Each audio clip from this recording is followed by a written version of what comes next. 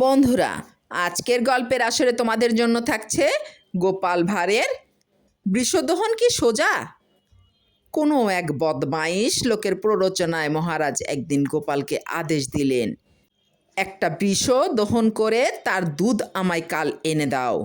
গোপাল যত বলে যে বৃষ দহন করে দুধ পাওয়া যেতে পারে না। মহারাজ সে কথায় কান দিলেন না মোটেই। অজ্ঞতা গোপালকে বেরুতে হলো। গোপালের মতো ধুরন্ধর লোক টোটো করে ঘুরে কোনো উপায় না বের করতে পেরে ক্লান্ত হয়ে বাড়িতে দরজা বন্ধ করে শুয়ে পড়ল। মনে মনে ভাবতে থাকে, কি করে যাত্রা বাঁচা যায়। গোপাল কোনো বুদ্ধি মাথায় খাটাতে পারল না। গোপালের স্ত্রী স্বামীর এই রকম অস্বাভাবিক আচরণ দেখে বিস্মিত হয়ে এর কারণ জিজ্ঞাসা করলে গোপাল বলে, মহারাজ আমাকে বৃষ দহন করে দুধ নিয়ে যেতে আদেশ দিয়েছেন। কি যে করি, কোথায় যাই, কে আমাকে এ বিপদ থেকে রক্ষা করবে ভেবেই কুলকিনারা পাচ্ছি না। যদি ষাঁড়ের দুধ দিতে না পারি গর্দান যাবে। নিশ্চয়ই মহারাজ কারো প্ররোচনায় এমন অসম্ভব কাজ আমার ঘাড়ে চাপিয়েছেন। এখন কি করে রেহাই পাওয়া যাবে ভেবে স্থির করতে পারছি না। গোপালের স্ত্রী স্বামীকে বললে, তুমি কাল আর বেরিও না, যা করবার আমি করছি। এই সামান্য কাজের জন্য এত চিন্তা। গোপালের স্ত্রী গোপালের চেয়েও সরেস বুদ্ধি ধরে কখনো কখনো। পরদিন খুব ভোরবেলাতেই রাজবাড়ির সম্মুখে নদীর ঘাটে গিয়ে গোপালের স্ত্রী গাদা কাদা কাপড় সশব্দে কাচতে লাগলে। ওইখানটিতে মহারাজ রোজ সকালে ভ্রমণ করেন।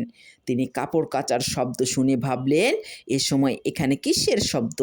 কাছে এসে দেখলেন এক পরমা লাবণ্যবতী মহিলা ধোপানির মতো কাপড় কাচতে ব্যস্ত।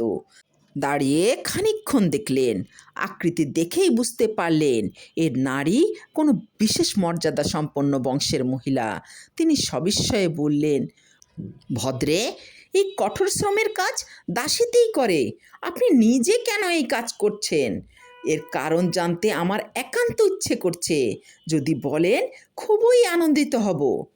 গোপালের বউ তখন বলল, কি করব বলুন বাবা, দাসীর অসুখ করেছে, অথচ নতুন দাসী খুঁজে আনবার সামর্থ্য আমার স্বামীর আজ আপাতত নেই।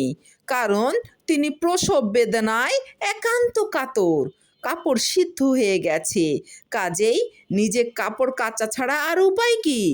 ঘরে আর কেউ নেই যে কাজটুকু করে দেয়।